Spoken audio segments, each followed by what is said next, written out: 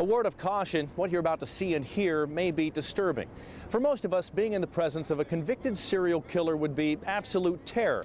But for Chicago-based forensic psychiatrist Dr. Helen Morrison, having a conversation with some of the most evil people on the planet is second nature. I had a rare opportunity to speak with Morrison, who claims to have interviewed over 130 serial killers, from Chicago's John Wayne Gacy to the notorious Green River Killer, and even the ones you never heard of, the ones that she claims are far worse than any monster you can imagine. To me, the most heinous one was Robert Berdella, the butcher of Kansas City. The butcher abducted, tortured, and killed at least 6 men in the mid-'80s. The brutality that, for some reason, ignites morbid curiosity. We're trying to make sense out of what is a totally non-human being. How many active serial killers do you believe are currently operating, say, within the United States? Well, if you listen to the FBI, they usually say there are at least 17 running around the country at any given point in time. We only find them after they've killed. We've never been successful enough at catching them beforehand. The question over and over again is what would lead someone to commit such unimaginable crimes? Well, there are many theories out there, but Dr. Morrison believes it begins on the genetic level. The theory is that we're working with something that's wrong in a live brain that's triggered by some kind of genetic change, and yet we don't have permission to test that yet.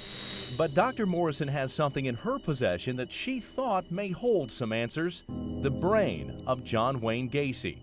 I have possession of his brain because he and his family agreed that once he was executed, we could take the brain and study it to see if we could see anything, to see if we could see a tumor, see if we could see some kind of stroke, some kind of evidence that led to his behavior. She found nothing. I asked Dr. Morrison again about the one serial killer she says she will never forget, the butcher of Kansas City. The reason, an obvious one: his method of murder. He would take chloroform and he would make them pass out. When they awakened, not only were they chained to the floor or the bed, but they also had Drano poured down their throat so that they couldn't scream. He would keep them prisoner for about a month, and he kept incredibly detailed logs of what he did, almost like a scientist observing a specimen. Hearing serial murderers tell their horrific tales for 40 years would take a toll, and Dr. Morrison is in a constant battle to keep it from becoming too personal. It's not always easy. You can't make this up. I don't care how creative you are or how you're capable of putting together a story. You can't make this up.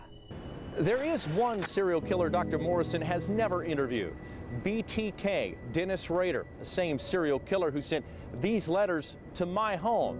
What was BTK trying to tell me? A rare glimpse inside the mind of one of America's most notorious serial killers. Correspondence with a killer.